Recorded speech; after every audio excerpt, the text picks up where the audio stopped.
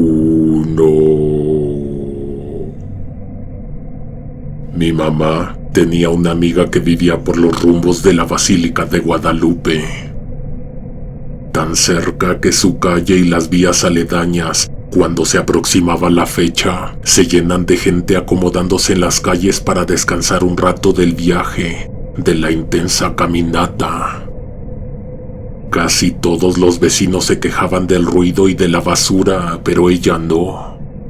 Decía que ver a la gente llegar desde lejos le daba una paz rara, como si por unos días la colonia cambiara de propósito. A veces se salía a la banqueta, a la calzada de Guadalupe, no más a verlos pasar. Esto se lo contó a mi mamá hace muchos años, era 11 de diciembre.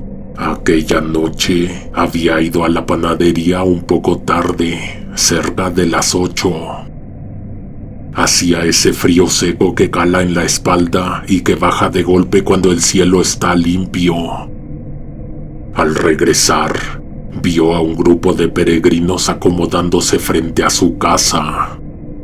Eran unos cuantos, entre ellos una señora mayor, un hombre joven, una muchacha cargando a un bebé envuelto en manta gruesa y 3 niños pequeños que ya se estaban acostando sobre un cartón. Se les notaba el cansancio. Cuando ella abrió la puerta, el hombre se puso de pie de inmediato, casi avergonzado, y le pidió disculpas por taparle la entrada. Venían a la basílica, pero estaban muy cansados. Iban a reposar un par de horas antes de volver. Venían desde San Luis, dijo él. La señora los miró un momento, estaban tiesos de frío. El bebé ni se movía, apenas un bultito quieto entre cobijas. Pásense, les dijo. Aquí no les dará tanto el aire. La amiga de mi mamá tenía un patio techado que usaba como bodega. En el fondo había escobas, cubetas, unas cajas viejas y montones de periódicos que llevaba años sin tirar. Ahí la corriente no se alcanzaba a colar. Les acomodó unas colchonetas, varias cobijas y un par de almohadas que tenía guardadas por si acaso. La muchacha le dio las gracias sin levantar la vista. Los niños se durmieron en segundos. El bebé, extraño para una noche tan fría, no lloró ni una sola vez. Antes de subir a su recámara, la señora dudó. No sabía si dejar la puerta entornada o cerrarla con seguro. No era miedo. Era esa sensación de que una parte de uno debería ser prudente o menos confiada. Dejó la puerta medio abierta y se acostó, pero durmió ligero, atenta a cualquier ruido. No escuchó nada en toda la madrugada, ni pasos, ni movimiento, ni la puerta. A las 6 de la mañana bajó. El patio estaba vacío, las colchonetas dobladas, las cobijas acomodadas, el piso barrido, las escobas ordenadas, las cubetas en su lugar y las pilas de periódicos fuera de su lugar, como si alguien hubiera estado hojeándolos durante la madrugada. Afuera se oían los cohetes y nada más, ni un ruido humano reciente. Parecía como si el grupo simplemente hubiera desaparecido. Revisó toda la casa por si acaso. En la mesa del comedor encontró una pequeña esfera, una perla, redonda de verdad, del tamaño de una canica, con un brillo suave, parejo, casi dorado dependiendo de la luz. Extrañamente fría al tacto. A ella solo le pareció bonita. Guardó la perla en un cajón. Pasaron semanas Un día, llevada casi completamente por la curiosidad, llevó la perla a evaluar al centro. 4,000 pesos le ofrecieron y los aceptó sin hacer preguntas.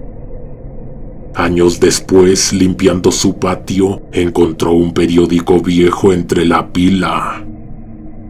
Se había puesto amarillo después de 9 años.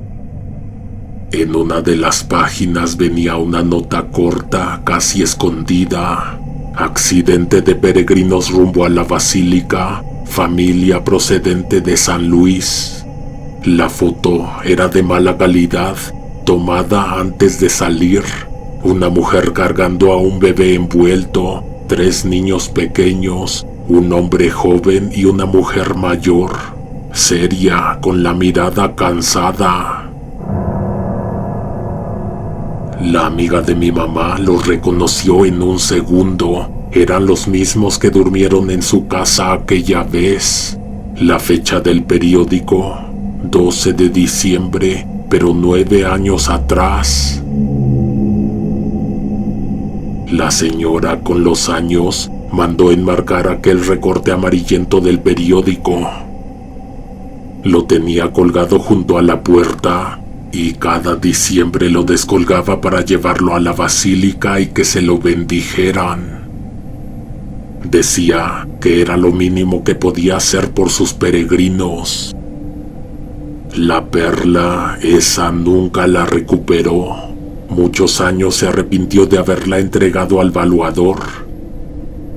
En lo personal, yo creo que valía mucho más de lo que le pagaron. Mucho más.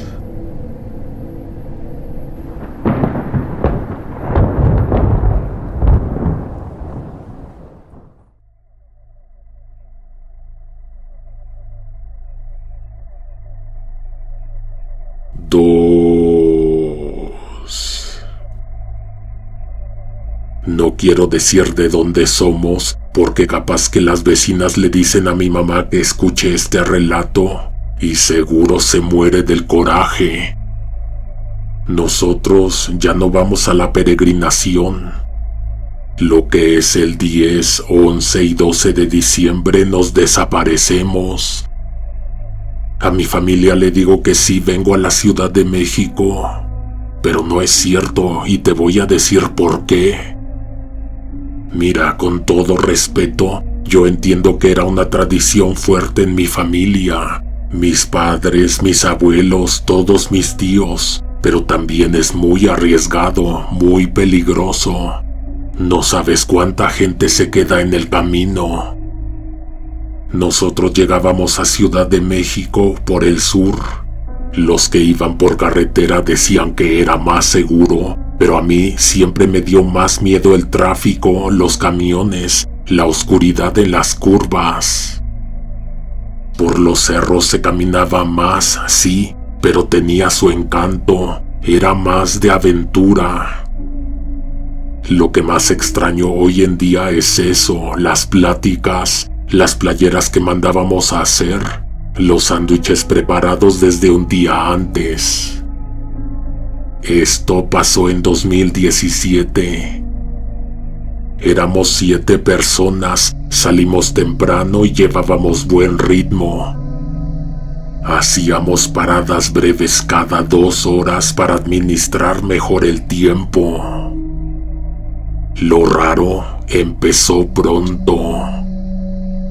Por experiencia de otros años, siempre en algún punto nos encontrábamos con otras peregrinaciones.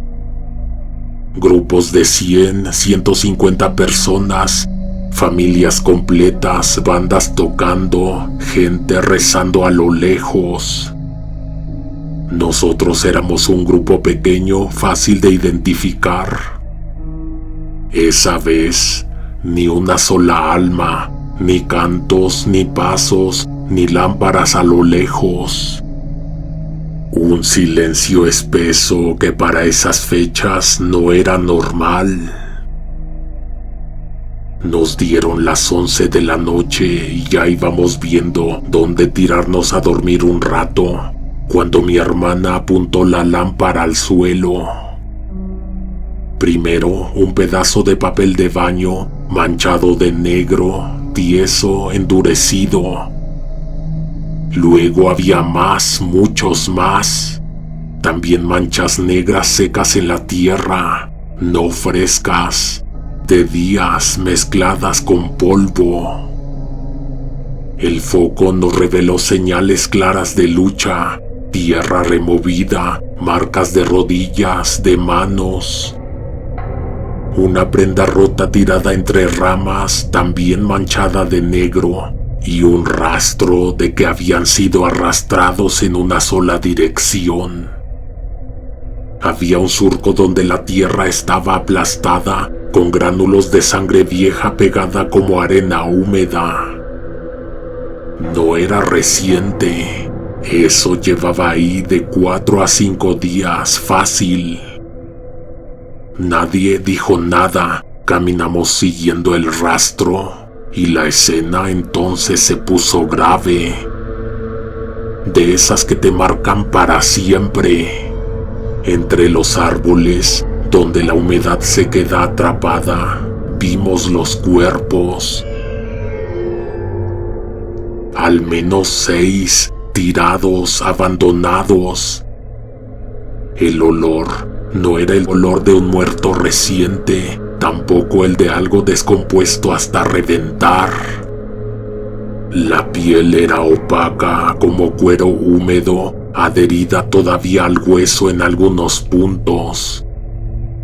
No hinchada pero tampoco seca, un punto intermedio imposible, como si se hubieran muerto hace días, pero también hace meses. Nos quedamos un rato observando la macabra escena, porque de verdad que no podíamos apartar las miradas de horror. Tenían las manos rígidas, con la tierra pegada en placas, algunas uñas rotas. Un par de cuerpos tenían las rodillas raspadas, como si hubieran intentado levantarse ese día por la tarde y no pudieron. Pero nada de lo que te acabo de contar fue lo más impactante. El golpe vino cuando vimos las playeras. Las playeras eran iguales a las que llevábamos puestas, calcadas casi, con el mismo diseño y color que nosotros mandábamos hacer las nuestras todos los años. Donde decía qué número de peregrinación y de dónde veníamos. Solo que estas estaban intactas, limpias, como si las hubieran estrenado ese mismo día. Nos miramos entre nosotros y se nos heló el cuerpo.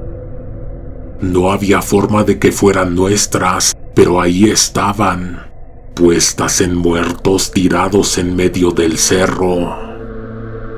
Y todavía no íbamos ni a mitad del camino. Sentí que me faltaba aire, mis piernas temblaban, mi hermana se cubrió la boca para no vomitar.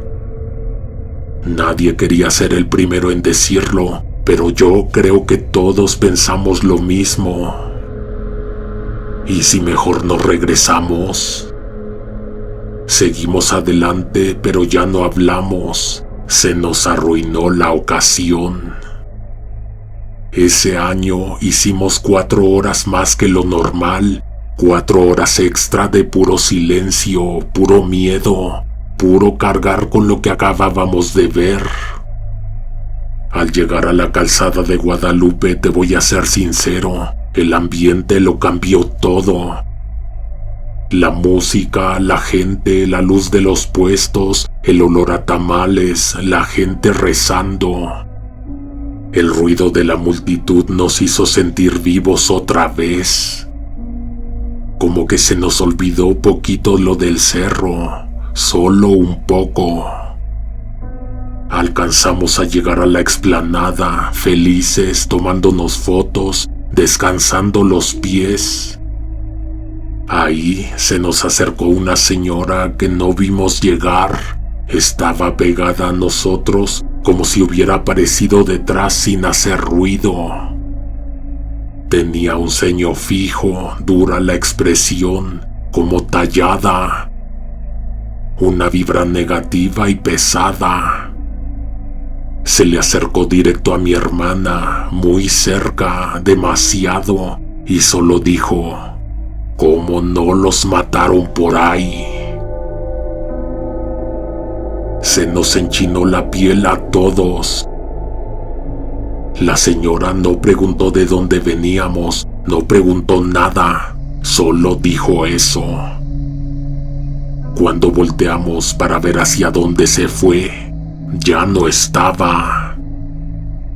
No sé si era una loca, una vieja que sabía algo, o el diablo mismo, pero te juro que sentí en la piel cada palabra que pronunció, como si nos hubiéramos salvado de un peligro en el camino.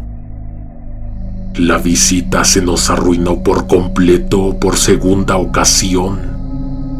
Ya habíamos escuchado misa, así que en cuanto pudimos, emprendimos el regreso. Ese fue nuestro último año de peregrinación. A mí no se me olvida lo que vi entre los árboles.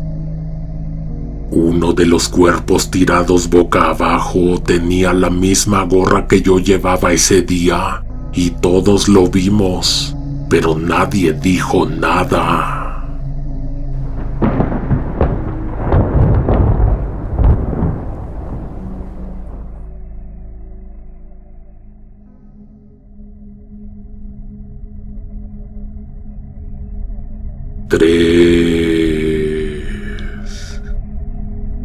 Los zapatos que se me ocurrió llevar estaban para llorar. Y mira que yo he visto gente que va con calzado más sencillo y aguantan, pero yo no. Yo solo me regañaba a mí misma porque sí tenía unos tenis buenos en la casa, de esos hechos para correr, y aún así, por necia, me llevé los peores. Veníamos desde Hidalgo y no íbamos ni a un cuarto del camino cuando yo ya no aguantaba los pies. La parte de atrás me raspaba. Ya me había levantado la piel y me sangraba. Cada paso era un tormento. Cada que pensaba, ¿y si me regreso?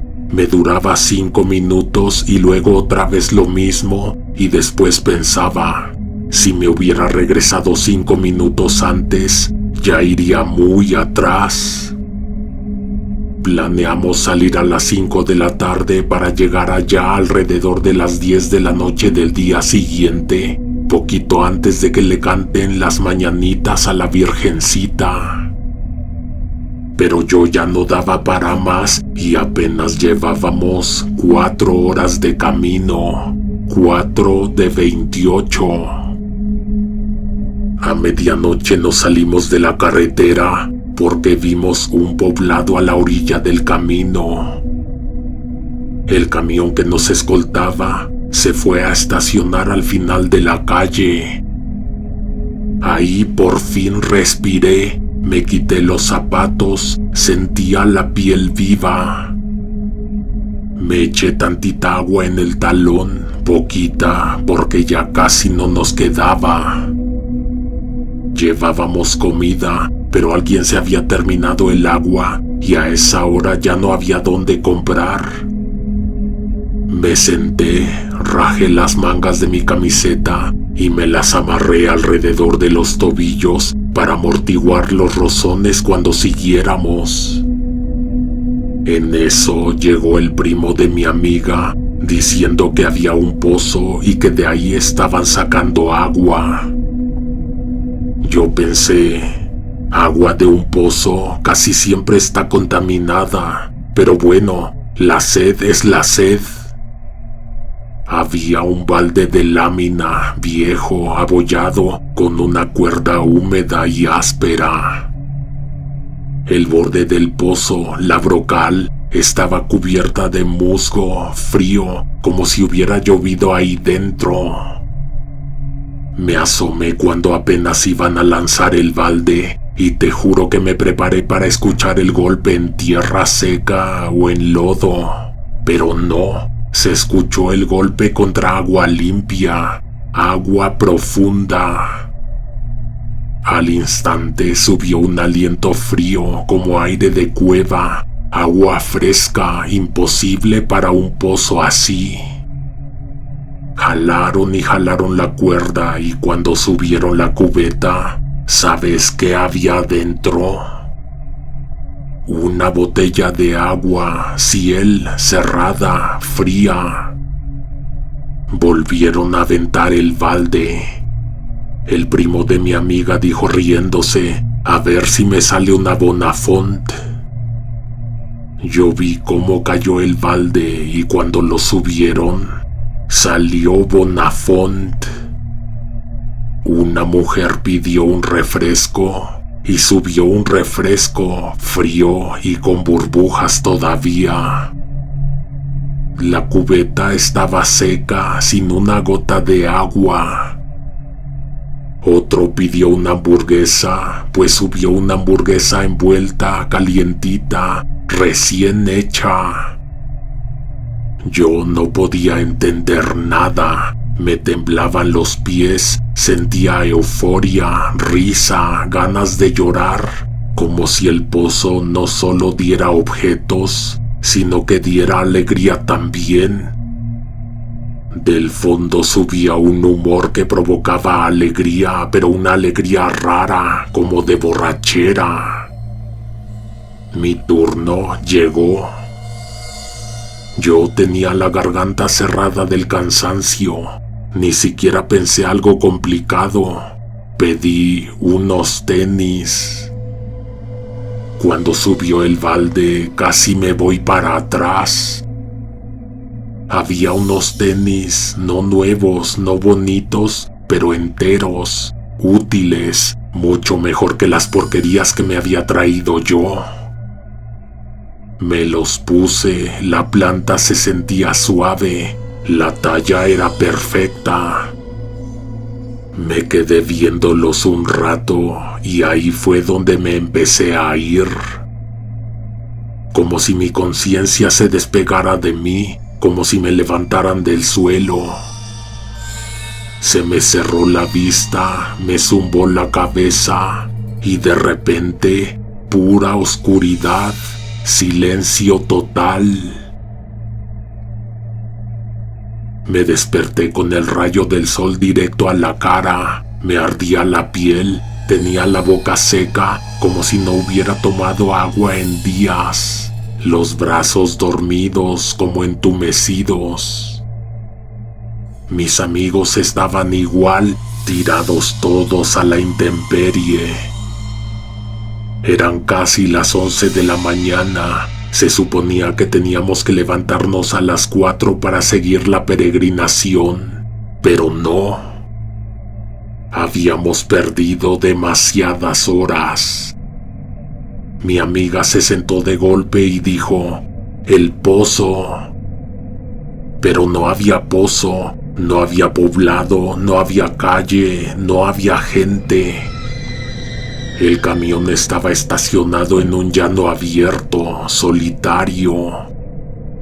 Y nosotros habíamos amanecido tirados junto a un círculo de hongos grandes, rotos, arrancados. Hongos que crecen en humedad fuerte, de esos que te hacen alucinar.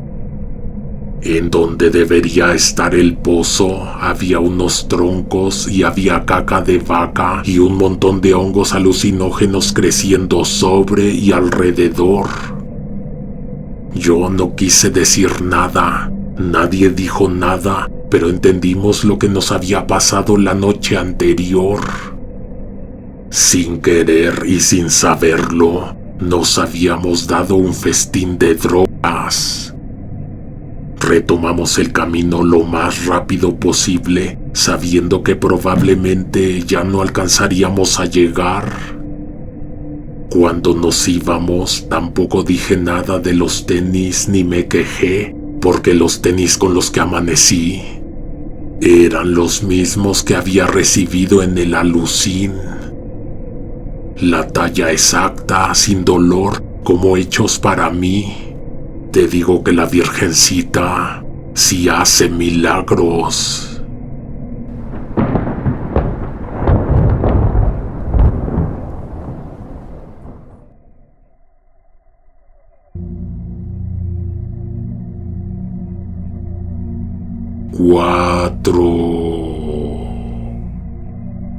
Una comadre de mi mamá tenía mucho dinero, muchísimo. De esos casos raros en los que la vida los trató bien, pero ellos nunca se olvidaron de tener fe.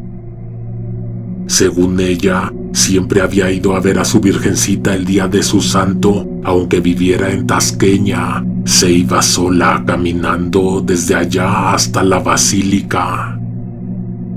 Cuando yo la conocí ya estaba grande, el cuerpo ya no le daba y aún así seguía cumpliendo con su promesa, pero de otra manera. Su forma de celebrarle a la Virgen era dándole dinero a mi mamá para que preparara buena comida, mucha, de la que llena, de la que alimenta, de la que al peregrino le sabe a gloria después de tantas horas caminando. También le daba para las botellas de agua, los jugos para los niños, todo. Yo desde que tengo memoria, el 11 de diciembre mi mamá salía a repartir comida caliente y agua fresca. Y yo siempre me preguntaba por qué nadie la ayudaba, hasta que un día se lo dije en voz alta. Mi mamá me explicó que doña Esther le daba lo suficiente para comprar los insumos, para hacer la comida y para pagarle el favor. Así que me ofreció 300 pesos para acompañarla y para ayudarla. 300 pesos y la oportunidad de ver algo que yo nunca había vivido de cerca. Acepté. De camino me fue explicando cómo era la dinámica y te juro que me emocioné. La peregrinación une a los mexicanos de una forma que no sabría explicar. Es devoción, cansancio, tradición y una especie de tristeza bonita. Nos fuimos al oriente, nos estacionamos en algún punto de la calzada Zaragoza. Por ahí entra muchísima gente, a ratos no pasa nadie, pero de pronto se junta un contingente de 50, 100, 200 personas. Al principio me dio pena ofrecer la comida, pero luego me alejé un poco de la camioneta a perder la timidez. No esperaba llevarme un susto así. Vi a un muchacho a unos metros, solo, caminando despacio. Le ofrecí agua y cuando levantó la cara, se me heló el cuerpo. Tenía la piel grisácea, seca en algunas partes, cuarteada alrededor de la boca, los ojos hundidos, casi sin brillo, los labios abiertos, resecos como corteza y las uñas oscuras. Un olor tenue, terroso, como ropa que estuvo mucho tiempo guardada en un cuarto sin aire. No estaba vivo, no como uno imagina un vivo, era un muerto caminando. Solté la botella de agua y corrí con mi mamá. Ella vio mi cara antes de que me atreviera a hablar. Solo me tomó de los hombros y me dijo algo que nunca se me va a olvidar. A un muerto no le ofreces agua. Si se murió con sed, tendrá sed para siempre. A él ofrécele una oración. Pídele a la Virgencita por su descanso. Necesita fuerza para llegar, porque seguramente se quedó a medio camino. Yo no entendía nada, las manos me temblaban, sentía los ojos calientes como cuando vas a llorar. Como 3 minutos después vimos venir a una pareja, tomados de la mano, caminaban lento, parejo, sin prisa. La gente pasaba a su lado sin verlos, como si no estorbaran. Les ofrecimos agua, pero no nos la aceptaron. Mi mamá se persignó, bajó la mirada, murmuró unas palabras y las 2 personas se detuvieron como esperando algo que les fuéramos a dar. Ella les dijo: que la Virgencita me los reciba pronto. La muchacha volteó y le sonrió a mi mamá. Una sonrisa suave, cansada. Como a los 40 minutos se nos terminó todo lo que llevábamos a ofrecer. Cuando volvimos a subirnos a la camioneta, yo todavía estaba temblando. Desde entonces no falto y siempre traigo una oración preparada para cuando veo que alguien viene diferente, muy cansado, como si llevara varios años caminando, como si estuviera a nadita de recibir el abrazo de nuestra madre y por fin pasar al otro lado.